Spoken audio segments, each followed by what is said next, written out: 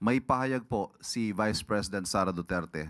At if you don't mind, babasahin ko po yung portion, nahihingan ko kayo ng reaksyon. Ang sabi po ni VP Sara, I have repeatedly questioned the judgment of President Ferdinand Marcos in choosing Martin Romualdez as Speaker of the House of Representatives, especially after the Delaware court ruling was issued.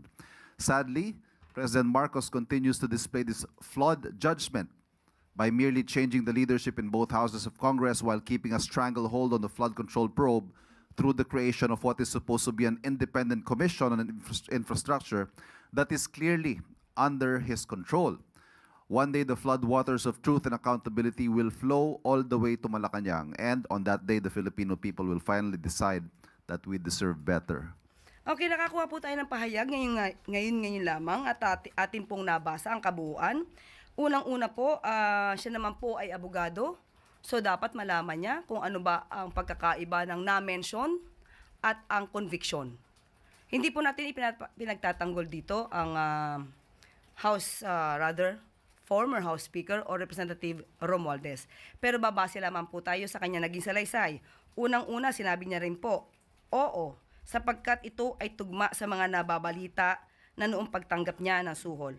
Ang sabi niya po sa salita, napabalita. So, ibig sabihin, nabanggit lang.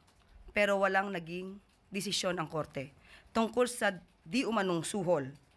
Pangalawa, sinabi niya po na bakit pinili ng Pangulong Marcos si Representative Martin Romualdez bilang Speaker of the House.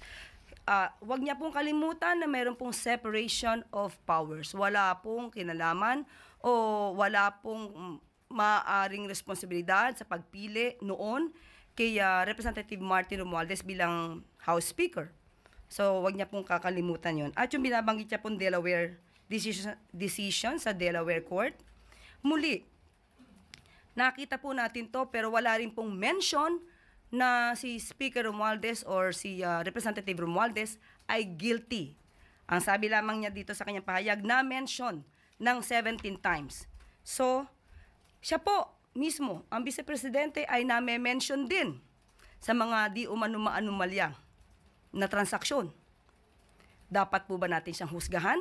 Katulad ng ginagawa niya ngayon sa ibang mga mambabatas. Ma'am, sorry. How about on this point where the VP is saying that the floodwaters of truth and accountability will flow all the way to Malacanang?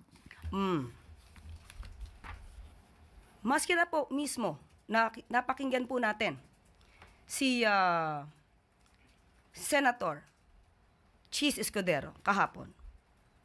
Kahit na nga po ang Pangulo, sinabi po niya na walang kinalaman at siya pa po ang nagsumbong kung anong nagaganap. Kaya wag niya pong ipahid, wag ipahid ng Vice Presidente kung anuman ang patungkol sa mga anomalyang nagaganap ngayon. Hindi po malilinis ng Vice Presidente ang mga akusasyon, hindi lamang akusasyon, kundi pag-amin ng kanyang ama mismo tungkol sa pagnanakaw sa pondo ng bayan.